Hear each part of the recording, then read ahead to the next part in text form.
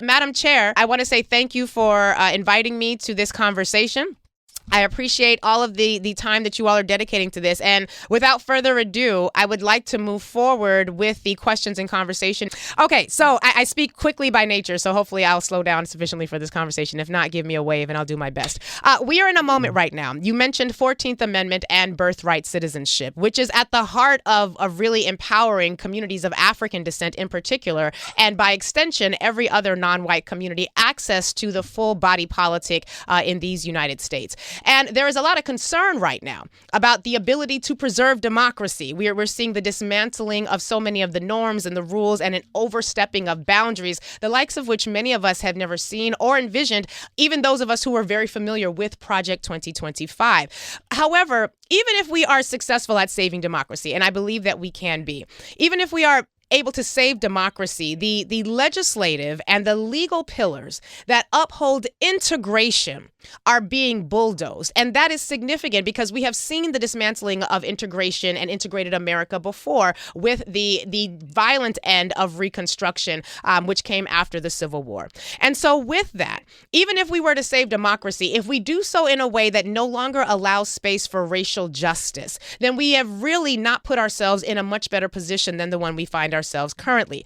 What are the actions that members of Congress, individually in their districts, collectively as a body, what actions are you able to take? What legislative or executive strategies are you proposing that you will be able to implement, not just to save the nation from dismantle, but for really preserving racial equity policies that would allow us to move forward, committed again to the process of integration in the society for a multiracial democracy where all of us have a voice? Thank you for that question, Lurie. I'm going to make sure the members know, colleagues know that the floor is open to your response to this question. Don't let me have to point you out and ask you to answer the question. Just get involved, get engaged, and let's respond to what Lurie's put out there. Bobby Scott of the great state of Virginia. Hello, Representative Scott.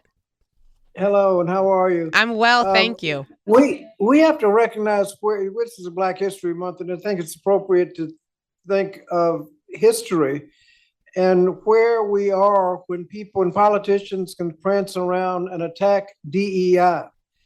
They're attacking diversity.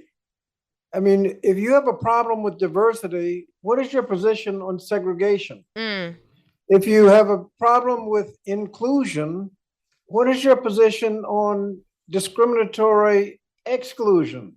Now, we have to put this in context. President Trump in his last administration appointed dozens of judges that would not say during their confirmation hearings whether or not Brown v. Board of Education was properly decided. Now, if they got a problem, if they think Brown v. Board of Education is an open question, whether or not segregated schools are something to debate again, we got a real problem.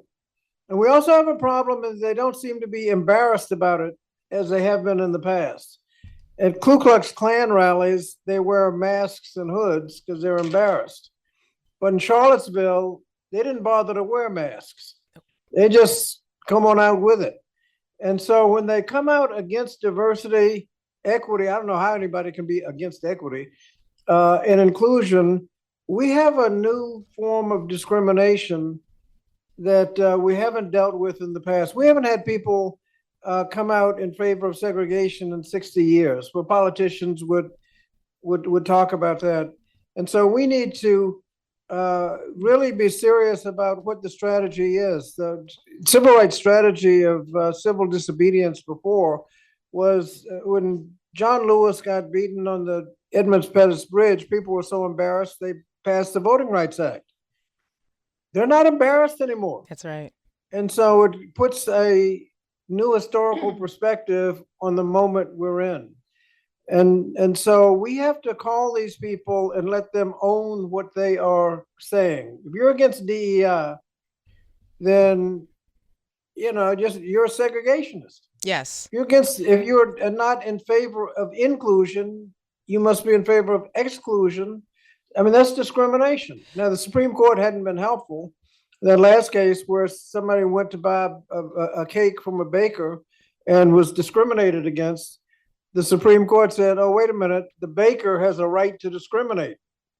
And so we're going to protect the baker's right to discriminate rather than your right to be free from discrimination. We're at a new point in civil rights, and so we have to come up with some new strategies to deal with it. We're doing the best we can. We need 3 votes from the Republicans to advance our agenda so that we can actually do something in the House. But without those 3 votes and with a united Republican majority, it's going to be tough. Tim Kennedy, did you want to respond? Tim Kennedy of New York. Yeah, thank you, Chairwoman. It's wonderful to be here with you all, and thank you for putting this conversation together, to you, Chairwoman Clark, and the leadership team of the Democratic Caucus. I think it's a very important question. Thanks for asking it. In Buffalo, New York, where I represent, we have a great history of the civil rights movement, dating back, almost 200 years. But fast forward to 2022, on May 14th, 2022, where a racist terrorist came to our community and chose Tops Friendly Markets on Jefferson Avenue in the heart of the city of Buffalo, in the heart of the Black community, and went on a shooting rampage, massacring 10 people and wounding 3 others because of the color of their skin. And what that did that day, besides being an attack on Buffalo and an attack on Black America, is it woke us up in our community that we're much better than that, not just as a community, but as a nation. And part of what we did is, and there's a lot of things that we did, but part of what we did as it pertains to DEI is the community rallied around the efforts to make our businesses, our workplaces, our communities writ large more inclusive and more focused on the diversification of our community rather than pushing people away. And DEI was part and parcel of that, which started decades ago in the 1940s. But, when we rallied around those who were slain and promised the families that whatever we did would be in the lens of racial equality and social justice, our community is forever defined by that moment.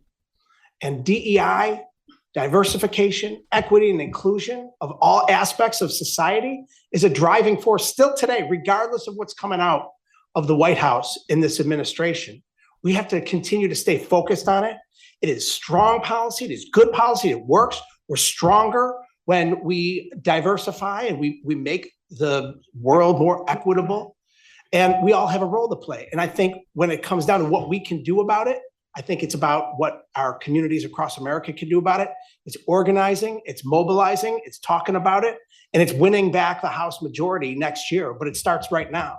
And these are the things that I think we have to focus on when we're getting out there to remind people what's at stake.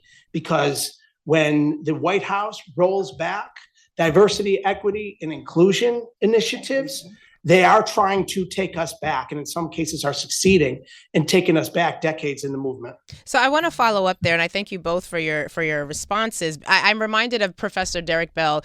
He's always Professor Derek Bell in my head. I studied under him at law school, and one of the things that he posits is interest convergence theory. And Representative Jeffries and I had an opportunity to discuss this a few weeks ago at Medgar Evers College. And interest convergence theory is one that posits that historically, white Americans have only been willing to advance rights on behalf of Black and other non-white people to the extent that advancing those rights was also going to produce some sort of perceived benefit to the white American populace writ large, generally speaking, obviously. But the reality, the theory continues that at the point that white Americans have realized collectively that the advancing of rights for Black and other non-white people is no longer in their collective racial interests, then that is when the advancement of rights continues. Representative Scott mentioned that if you are against diversity, equity, and inclusion, you are a pro-segregationist. And I think that is absolutely true. We are firmly and squarely in the space where we are in a pro-segregation era. And the reason I think people can be against equity is because of that phrase, when you are used to privilege, equity or anything that looks like equality feels like oppression. And so that's one of the reasons why I want to really dig into what legislatively can be done. The Voting Rights Act is being dismantled vis-a-vis what was happening at the Supreme Court. The Civil Rights, the Fair Housing Act is, we had some positive supports and policies for the Fair Housing Act under the previous administration where they were really working to eradicate race-based appraisals, which always inured to the detriment of Black and other non-white people. But we have the 1964 Civil Rights Act still technically standing, but we know that that is also in the crosshairs. What can the Democratic Party legislatively, in terms of policy, how can you use the position that you're in now currently? Yes, we understand that you are outnumbered in the House. Those 3 seats, we are believing above all that we will be able to see those seats reclaimed. But let's assume the Democrats do regain power. What legislatively are you preparing to do to ensure that the pillars that uphold integration in this democracy, because we've been a democracy, where are we, 248, almost 249 years old now, we'll be 250 next year. We've had plenty of democracy without access to racial justice. And so I'm curious as to what the vision of the Democratic Party looks like when it comes to ensuring not just that we have elections, not just that we have access to the body politic as we have known it, but to ensure that the pillars that uphold integration, which is a societal choice, what can you do legislatively to ensure that those pillars are strengthened? So I did want to acknowledge that we are joined here by our Speaker Emeritus, Nancy Pelosi of California. Greetings. Greetings, Lurie. Thank you, Madam Chair, for bringing us together to the leadership for your celebrating, observing Black History Month in such a substantial way. Lurie, you've taken us to a little bit of a specific path that I'm going to kind of get back on and take us back to your question. Because as I was listening to the responses, I was thinking of when we did the Affordable Care Act, or when we did the COVID legislation, or all of those things that, for example, COVID, when we were doing that, we had a hard time convincing the Republicans that there had to be an accounting of where this was happening. You're not going to be able to address the problem unless you have an appraisal of where this is happening. Their question to me and to Maxine and to Nydia Velasquez and Barbara Leonard was, but do you know how hard it would be to keep track of who has COVID and the rest? Wow. I said, well, I have a question for you. Do you know how hard it will be for a bill that does not do those appraisals? You won't have one. You won't have one. But the needs of people have to be met by knowing exactly what they are and where they are and the rest. And we are blessed with not only the great chairwoman of our Congressional Black Caucus, but a lively, large Black caucus that insist on certain things. But I will say, getting back to your actual question, that Joe Biden insisted on justice in his legislation, whether it was the rescue package, for example. We could not get the Republicans to support money to localities and the rest. You know why? Many of those benefits, whether it's transportation or healthcare or education or whatever it is, are Black people in unions. Black people in unions. So they just were not going to do it. And we said, well, you don't do it, you ain't got nothing. And then we did it with Joe Biden. The same thing with the infrastructure bill. He has justice in there, that 40% of what was in there had to go toward justice. Same thing with the CHIPS bill that had to have education and apprenticeships and all the rest to engage more people more fully. Same thing with the IRA and the rest. So the point is, it's a decision that you have to make, recognizing every aspect of it. What a shame. When we did the Voting Rights Act, that was 2007, we wrote it in 2006, in the minority.